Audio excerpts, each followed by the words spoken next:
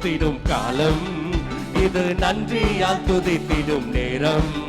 தேவ வார்த்தையை நம்பிடும் யாரும் கிருபையை கொண்டாடிடுவோம். இது கர்த்தரை உயர்த்திடும் காலம், இது நன்றியால் துதித்திடும் நேரம். தேவ வார்த்தையை நம்பிடும் யாவும் கிருபை. மறுபடியும் பாடுவோமா? இது கர்த்தரை உயர்த்திடும் காலம், இது நன்றியால் துதித்திடும் நேரம். தேவ வார்த்தையை கிருபையை கொண்டாடிடுவோம். ஒதுக்கப்பட்ட என்னை சேர்த்து கொண்டீர், தள்ளப்பட்ட என்னை அணைத்துக் கொண்டீர். ஒதுக்கப்பட்ட என்னை சேர்த்து கொண்டீர், தள்ளப்பட்ட என்னை அணைத்துக் கொண்டீர்.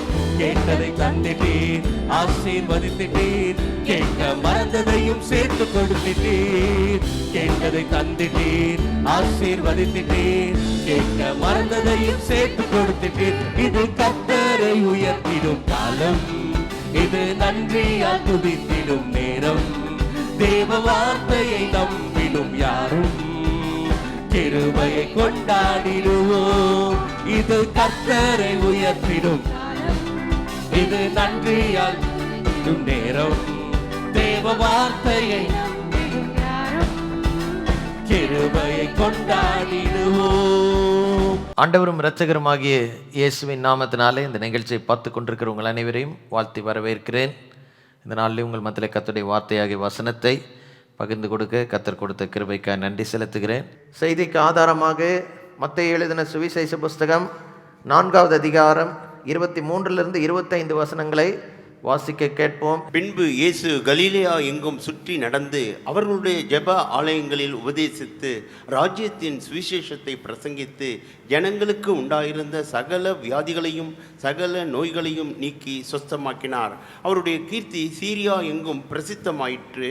அப்பொழுது பலவித வியாதிகளையும் வேதனைகளையும் அடைந்திருந்த சகல பிணியாளிகளையும் பிசாசு பிடித்தவர்களையும் சந்திரோகிகளையும் திமிர்வாதக்காரரையும் அவரிடத்தில் கொண்டு வந்தார்கள். அவர்களை சொஸ்தமாக்கினார். கலிலேயாவிலும் தெக்கப்போலியிலும் எருசலேமிலும் யூதேயாவிலும் யோர்தானுக்கு அப்புறத்திலும் இருந்து திரளான ஜனங்கள் வந்து அவருக்கு பின் சென்றார்கள். பின்பு இயேசு கலிலேயா எங்கும் சுற்றி நடந்து, அன்னைக்கு பாருங்க, இன்னைக்கு மாதிரி இருக்கிற வாகனங்கள் போக்குவரத்து வசதியெல்லாம் கிடையாது, சாலை வசதி கூட கிடையாது. இயேசுவின் நாட்களில் அவர் நடந்து தான் ஊழியம் செய்தார். நினைச்சிருந்தா குதிரையில் வண்டியில் போயிருக்கலாம், ஆனால் ஒரு எளிமையின் வாழ்க்கை தான் வாழ்ந்தார்.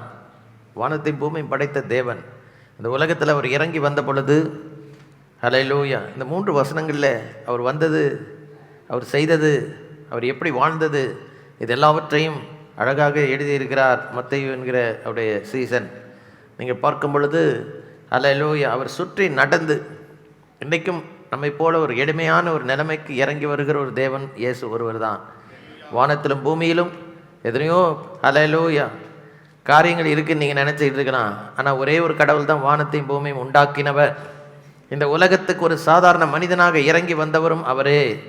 ஹல்லேலூயா. இன்னைக்கு உலக ராஜ்யங்கள் இருக்குது, இந்தியாவை ஆளுகிற மனிதர்கள் இருக்கிறாங்க, தமிழகத்தை ஆளுகிற மனிதர்கள் இருக்கிறாங்க, அவங்களுக்கு ஒரு அதிகாரம் இருக்குது. இந்த முழு உலகத்தையும் வானத்தையும் பூமியும் உண்டாக்கினவர் ஆளுகிறவர் ஒரு தேவன் இருக்கிறார்.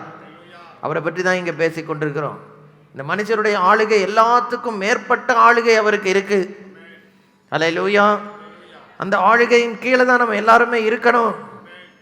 ஆனால் முதல் மனிதனாகிய ஆதாம் செய்த பாவத்தின் விளைவாக தேவனுடைய ஆளுகை விட்டு விலகி போய் அவனை பாவத்துக்கு உட்படுத்தின அசுத்தாவியாகிய பிசாசின் ஆளுகைக்குள்ளே அவன் போனதுக்கு அப்புறமா தான், ஆளுகையிலேருந்து வெளியே போனது நிமித்தமாக, நல்ல ஆளுகையிலிருந்து அப்படியே வெளியே போனது நிமித்தமாக பல தாக்குதல்களுக்கு மனுஷனுடைய வாழ்க்கை வெளிப்பட ஆரம்பித்து விட்டது.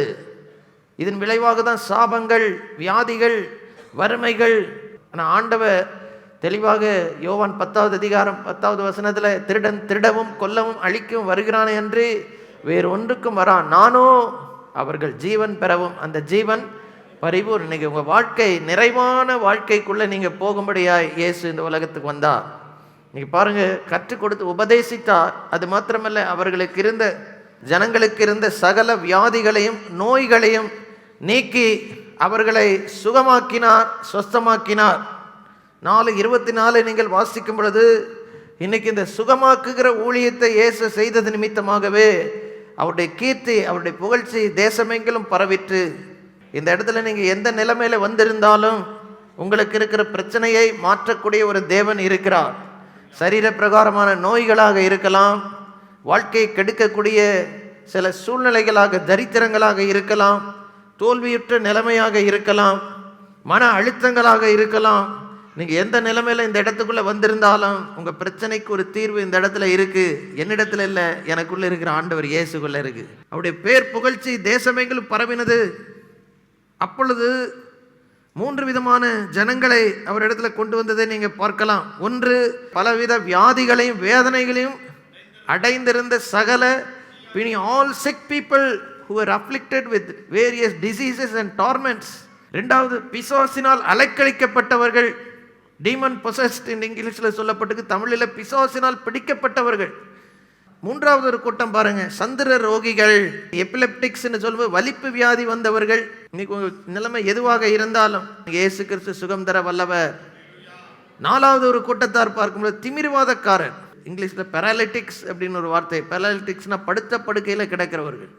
இப்படிப்பட்ட நிலைமையில் வந்து அநேகருக்கு இயேசு சுகம் கொடுத்தா. இன்றைக்கு உங்கள் வாழ்க்கையில் எந்த சூழ்நிலையில் இந்த இடத்துக்குள்ளே வந்திருந்தாலும் என் இயேசு உங்களுக்கு விடுதலை தர வல்லவராக இருக்கிறார். தேவாதி தேவன் நம்மை உண்டாக்கினவர்.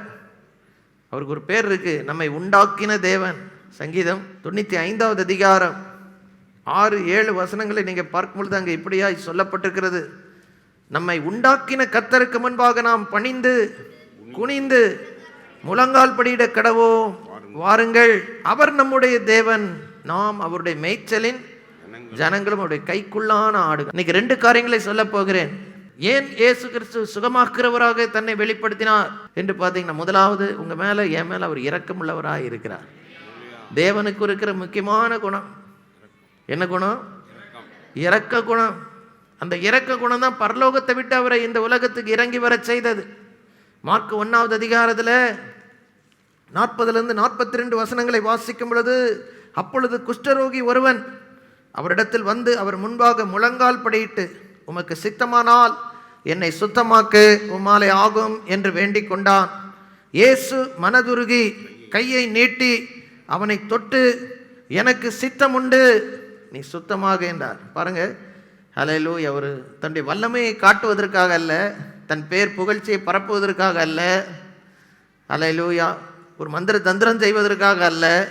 இன்னைக்கு பிரச்சனையோடு இருக்கிற நம்ம மேலே ஒரு இரக்கமுள்ள ஒரு தேவன் இருக்கிறார். கடவுள்னா இருந்தா அவர் இறங்கக்கூடியவராயிரு. ஹல்லேலூயா, ஹல்லேலூயா.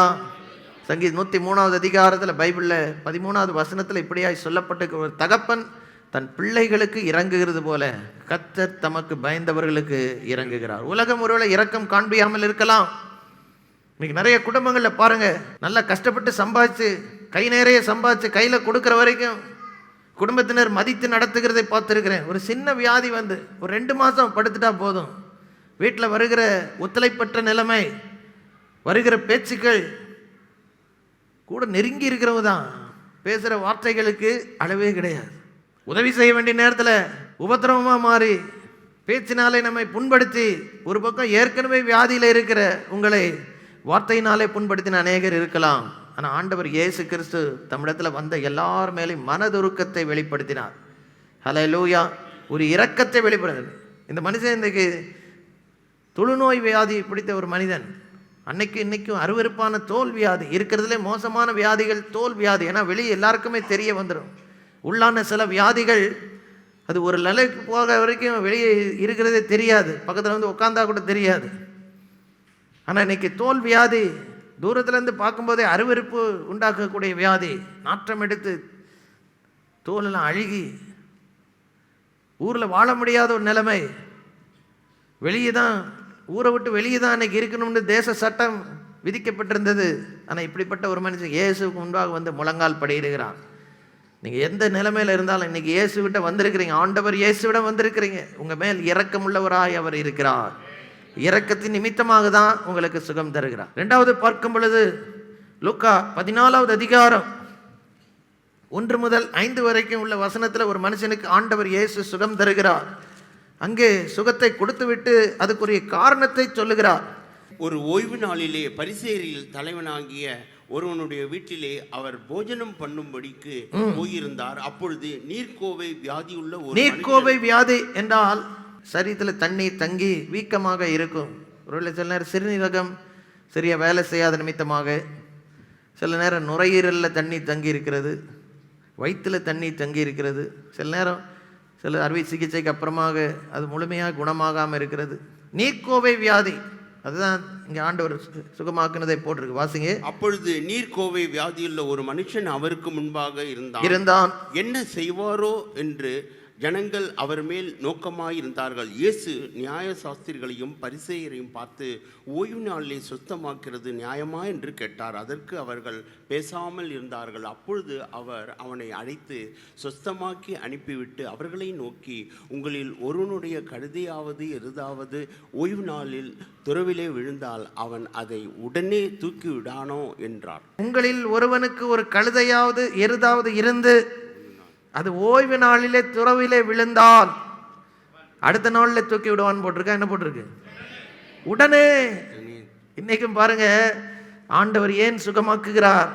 ஒரு கழுதை எருதுக்கு உரியவனே இப்படி அதுக்கு அவ்வளோ என்ன சொல்றது, ஒரு பராமரிப்பு கொடுத்து அதுக்கு ஏதாவது நடந்ததுன்னா ஏன்? அது தன்னுடையது. ஏன்னா அதுக்கு விலை கொடுத்து வாங்கியிருப்போம், அது அத்தனை வருஷம் பராமரித்திருப்போம். தேவன் உங்களை என்னையும் சுகமாக்குகிறார். ஆண்டவர் இயேசு ஏன் சுகமாக்குகிறார் என்றால், நாம் அவரால் உண்டாக்கப்பட்டவர்கள், நாம் அவருடையவர்கள், அவருடைய சொத்து சம்பத்து. இந்த உலகத்தில் இருக்கிற எல்லா மனிதர்களும், உங்களில் ஒருவனுக்கு கூட சின்ன ஒரு காரியம் நடந்தால் கூட அது தேவனுக்கு மனவேதனை கொண்டு வருகிற காரியம். ஒருவேளை உங்கள் பெற்றோர் கண்டுக்காமல் இருக்கலாம், உங்கள் கணவன் மனைவி கூட கண்டுக்காமல் இருக்கலாம், தெரியாமல் இருக்கலாம். ஆனால் உங்களுக்கும் எனக்கும் இருக்கிற சின்ன பிரச்சனை கூட அவருக்கு நன்றாக தெரியும். இறங்குகிற தேவன், உடனடியாக தூக்கி விடுகிற தேவன். ஹல்லேலூயா. சுத்தமாக்குகிற தேவன், தூக்கி விடுகிற தேவன். இன்னைக்கு நம்ம மேலே இரக்கம் கொண்டவர்னால அவர் குணமாக்குகிறார். ரெண்டாவது, நாம் அவருடையவர்கள் என்பதனால் நம்மை விழுந்து கிடக்கிற நிலைமையிலிருந்து தூக்கி விடுகிறார். இன்னைக்கு நிறைய போராட்டங்கள் வாழ்க்கையில் உங்களை விழ செய்து விட்டதோ, நிம்மதியாக வாழ முடியல, சந்தோஷமாய் ஆரம்பித்த வாழ்க்கை இன்னைக்கு ஒரு நிம்மதியற்ற நிலைமைக்கு போய்விட்டது. ஒருவேளை விரக்தியின் நிலைமையில யார் எனக்கு விடுதலை தருவார் என்று இந்த இடத்துக்குள்ள வந்திருக்கலாம். எல்லாரையும் தூக்கி விடுகிற நம்முடைய சொந்தக்காரர், எஜமானர் பரலோகத்தில் இருக்க அவர் தான் இங்கே வாழ்கிறார், ஆண்டவர் இயேசு. ஹல்லேலூயா. மூன்றாவது, ஏன் சுகம் தருகிறார்? மத்தேயு எழுதின சுவிசேஷ புஸ்தகம் 12வது அதிகாரத்தில் ஒரு நாள் ஜெப ஆலயத்தில் இயேசு கிறிஸ்து இப்படிப்பட்ட ஜெப ஆலயத்தில் வசனத்தை போதித்து கொண்டிருந்தார். 10-13 வசனம். Matthew chapter 12 verse 10 to 13. அங்கே சூம்பின கையுடைய, அந்த ஜெப ஆலயத்துல சூம்பின கையை உடைய மனுஷன் ஒருவன் இருந்தான். அப்பொழுது அவர் மேல் குற்றம் சாட்டும்படிக்கு ஓய்வு நாளில் சுத்தமாக்குகிறது நியாயமா என்று கேட்டார்கள். அதற்கு அவர், உங்களில் எந்த மனுஷனுக்காகிலும் ஒரு ஆடு இருந்து அது ஓய்வு நாளில் குழியிலே விழுந்தால் அதை பிடித்து தூக்கிவிட மாட்டானோ?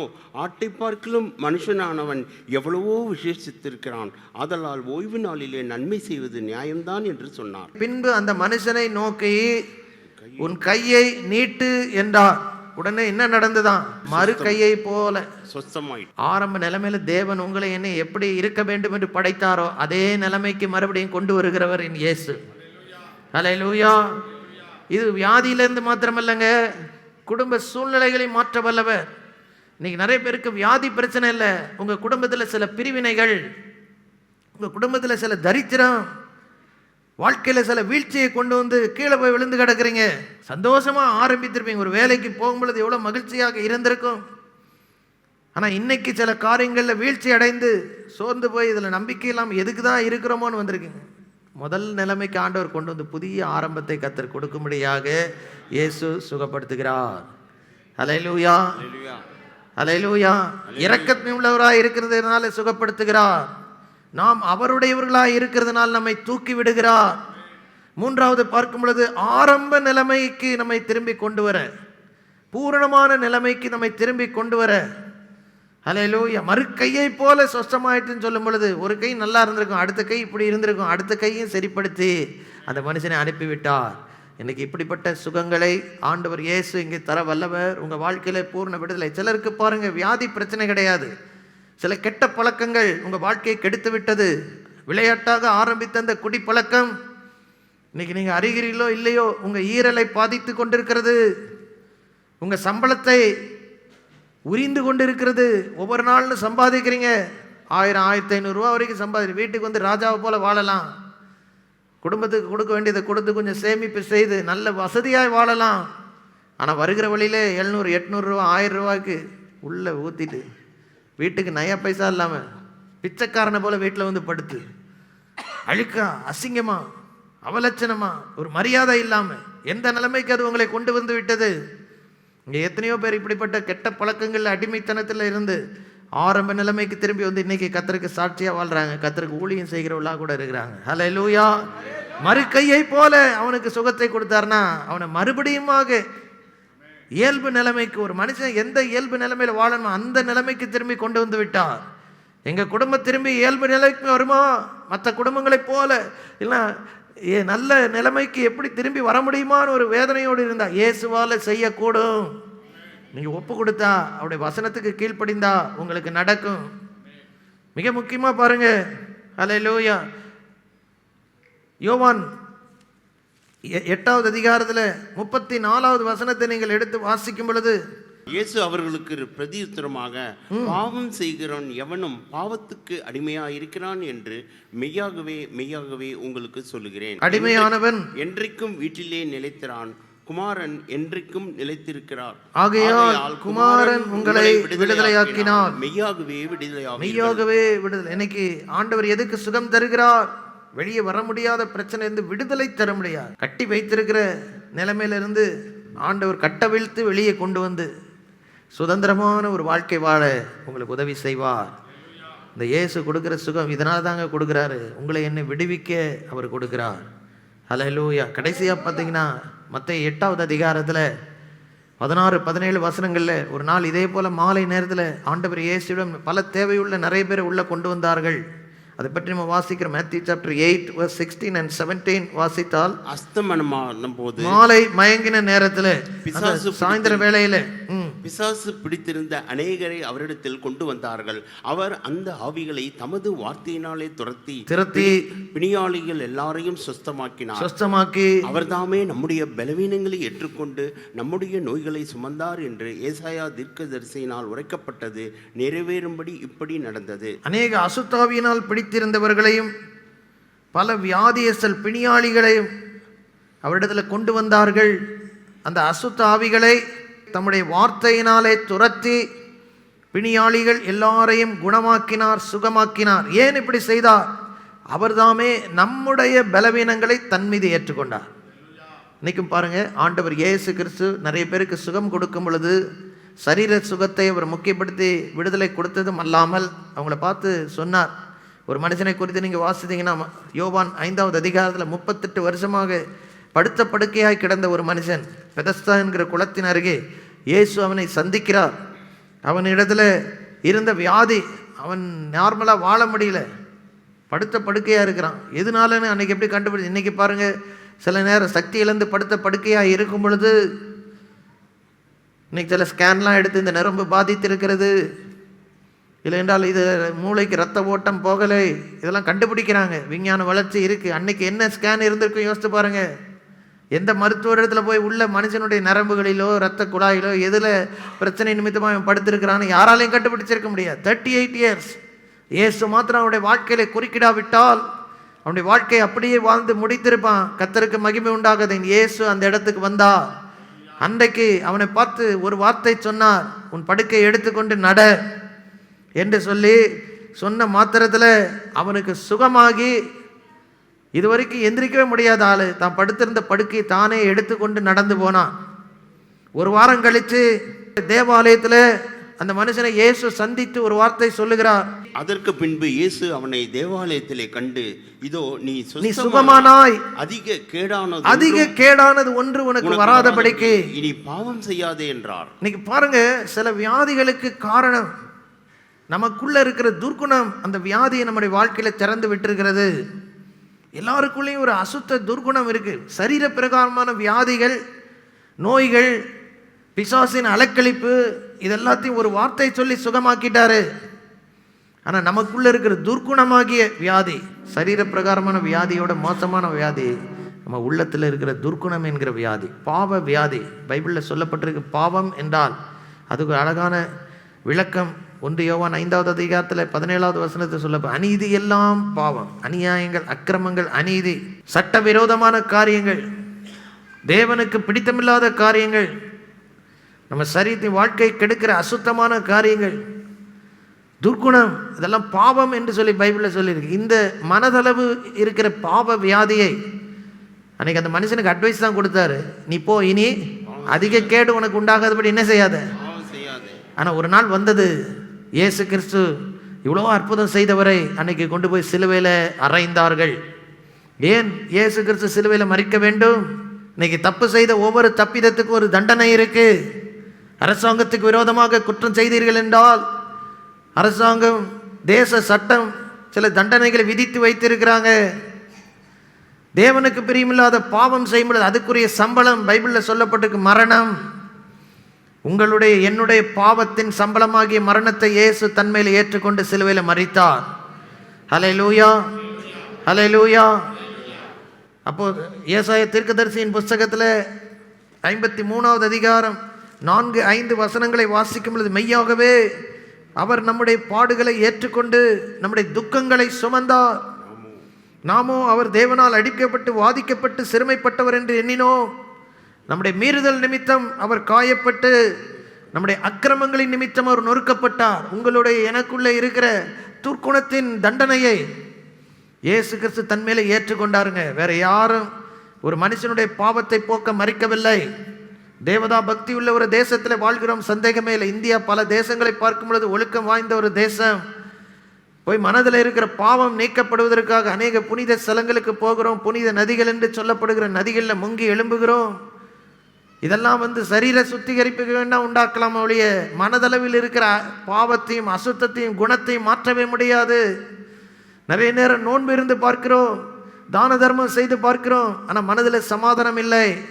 உள்ள இருக்கிற பாவ வியாதியை மாற்ற பாவத்தின் தண்டனையாகிய மரணத்தை இயேசு தன் மீது ஏற்றுக்கொண்டார். இயேசு சிலுவையில் தொங்கின பொழுது, சிலுவை மரணம் ஒரு கொடூர மரணம். அன்றைக்கு இயேசு சிலுவையில் தொங்கின பொழுது அவருடைய சரீரத்தில் இருக்க ரத்தம் சொட்டு சொட்டா வழிந்து விழுந்தது. அந்த இடம் எப்படி இருந்திருக்குன்னு ஒரு நாள் கண்ணில் யோசித்து பார்த்தேன். கொலை விழுந்த இடத்த பார்த்தீங்கன்னா நான் பார்த்ததில்லை. அதில் எப்படி இருக்கும், ரத்தம் வழியே ஒரு மனுஷனை கொன்றால் எப்படி இருக்கும், அந்த இடமே கோரமாக இருக்கும். அதை விட மோசமாக இருந்திருக்கும் இயேசு அன்றைக்கி சிலுவையில் மரித்த பொழுது. 6 மணி நேரம் கொஞ்சம் கொஞ்சமாக ரத்தம் வடிய வடிய தொங்கி மரித்தாருங்க. ஏன் தேவகுமாரனுக்கு இப்படிப்பட்ட ஒரு கொடூர மரணம்? ஏன்னா நம்முடைய துர்க்குணத்தின் தண்டனை அவ்வளோ மோசமான தண்டனை.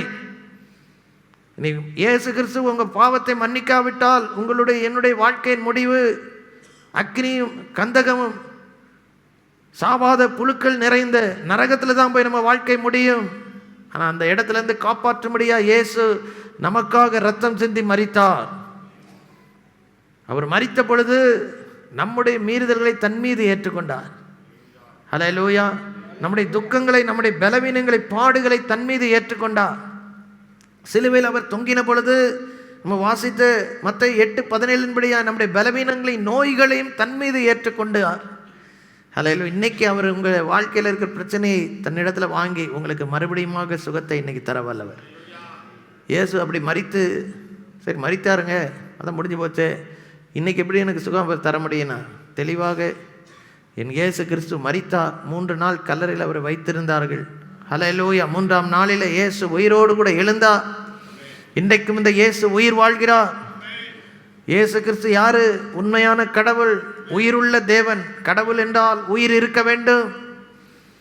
உயிர்த்தெழுந்த இயேசு சொல்லுகிறார், வானத்திலும் பூமியிலும் சகல அதிகாரம் எனக்கு உள்ளது. இன்றைக்கும் என் இயேசு கிறிஸ்து ஹல்லேலூயா ஜெயித்தார், வென்றார். இன்றைக்கும் உயிர் வாழ்கிறார். உங்களுடைய என்னுடைய பிரச்சனை தீர்க்க வல்லவராய் இருக்கிறார். ஹல்லேலூயா, ஹல்லேலூயா. வார்த்தையினாலே சுகம் தருகிற இயேசு. ஹல்லேலூயா. அவருடைய பேரை சொன்னாலே இன்றைக்கு வியாதிகள் ஓடுன்னு பைபிளில் ஆண்டவர் போட்டிருக்கார். ஏன்னா அவர் ஜெயிச்சிட்டாரு. சிலுவையில் அவர் பட்ட பாடுகள் நிமித்தமாக இன்னைக்கு இயேசுவின் பெயர், என் நாமத்தினாலே பிசாசுகளை துரத்துவார்கள். மார்க் 16:17 நவமான பாஷைகளை பேசுவார்கள். சாவுக்கா ஏதுவான யாதென்றே குடித்தாலும் அது அவர்களை சேதப்படுத்தாது என்றெல்லாம் சொல்லிவிட்டு வியாதியஸ்தர்கள் மேல் கைகளை வைப்பார்கள். அப்பொழுது அவர்கள் என்ன செய்வாங்க? சொஸ்தமாவார்கள் என்றெல்லாம் சொல்லப்பட்டுகிறது. இன்றைக்கும் பார்க்கும் பொழுது சிலர் யோசிப்பாங்க, அப்போ போய் பாம்பு கையில் பிடி, பாய்சனை வாங்கி குடி, துணிகரமாக செஞ்சால் ஆண்டவர் காப்பாற்றணும்னு அவசியம் இல்லைங்க. இயேசுக்கே ஒரு நாள் பிசாசு சொன்னான், நீ தேவனுடைய குமாரனே ஆனால் தாள குதியும் உன்னை காப்பாற்றுவேன்னு சொல்லி செய்யலை. தேவனை பரீட்சை பார்க்கறதுக்காக தெரிஞ்சுக்கிட்டே தப்பு பண்ணினால் கர்த்தருடைய பாதுகாவலை நம்ம எதிர்பார்க்க முடியாது. ஆனால் நீங்கள் அறியாத நேரத்தில் யாராகிலும் உங்களுக்கு தெரியாமலே தீங்கு இழைக்க வரும் பொழுது உங்களை காப்பாற்றுகிற ஒரு தேவன் இருக்கிறார். இன்னைக்கு அவர் பாடு மரணத்தினாலே நம்முடைய வியாதிகள், நம்முடைய நோய்கள், நம்முடைய பலவீனங்கள், நம்முடைய அக்கிரமங்களை சுமந்து விட்டதுனால இன்னும் தொடர்ந்து இதே வேதனையில் வல்லமையில் நீங்கள் இருக்க வேண்டிய அவசியம் இல்லை. சரியான இடத்துக்கு வந்திருக்கிறீங்க. இப்போ நான் என்னங்க செய்யணும் அப்படின்னு உங்கள் உள்ளத்தில் ஒரு கேள்வி எழுப்பினால், ஹல்லேலூயா, காசையும் பணத்தையும் எதிர்பார்க்கல, ஹல்லேலூயா, உங்கள் வாழ்க்கைக்குள்ளே ஆண்டவர் இயேசுக்கு ஒரு இடம் கொடுங்க. இயேசுவே என் உள்ளத்துக்குள் வார், என் வாழ்க்கை இருக்கிற வண்ணமாகவே உங்கள் கையில் கொடுக்குறேன். அன்புள்ள பரலோக தகப்பனே, நீர் கொடுத்த அதிகாரத்தின் பேரில் இப்பொழுது வந்திருக்கிற ஒவ்வொரு மீதும் தெய்வீக சுகத்தை கூறுகிறேன், தெய்வீக சுகத்தை கூறுகிறேன். சகல வலிகள் இப்பொழுதே நீங்கி போகட்டும்.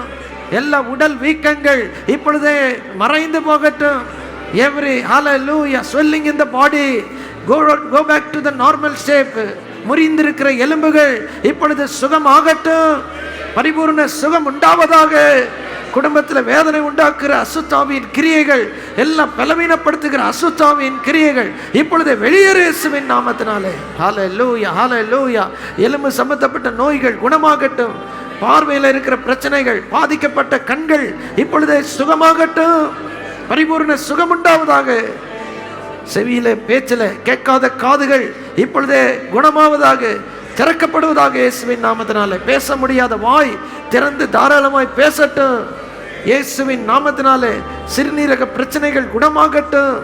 ஹல்லேலூயா. அந்த சிறுநீரக கற்கள்லாம் கரைந்து வெளியே வரட்டும். எல்லாம் நுரையீரல் பிரச்சனை, டிபி பிரச்சனை இயேசுவின் நாமத்தில், இயேசுவின் நாமத்தில் இப்பொழுது சுகமாகட்டும். எல்லா ஜாண்டிஸ் இயேசுவின் நாமத்தில் சுகமாகட்டும். எல்லா கவுண்ட் நார்மல் ஆகட்டும். பரிபூர்ண சுகம் உண்டாகிறதாக.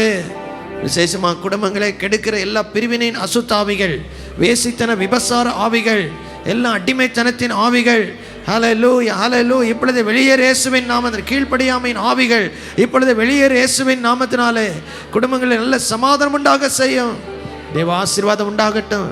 வேலை இல்லாதவர்களுக்காக ஜெபிக்கிறேன். வியாபாரத்தில் பிரச்சனையோடு நிற்கிறவர்களுக்காக ஜெபிக்கிறேன். ஒரு அற்புதம் நடக்கட்டும். அதிசயம் விளங்க செய்வீராக. ஹல்லேலூயா, ஹல்லேலூயா. திருமணமாகி கற்பத்தின் கனி இல்லையே என்று வேதனையோடு இருக்கிற ஒவ்வொருவருக்காக ஜெபிக்கிறேன். அற்புத சுகமளிக்கிற தேவனே, இப்பொழுது குடும்ப உறவை சுகப்படுத்துங்க. ஒரு அற்புதம் உண்டாகட்டும். ஐ டிக்ளேர் த ஹீலிங். தொடர்ந்து வழி நடத்த வேண்டுகிறோம் இயேசுவின் நாமத்தில் பிதாவே, ஆமென்.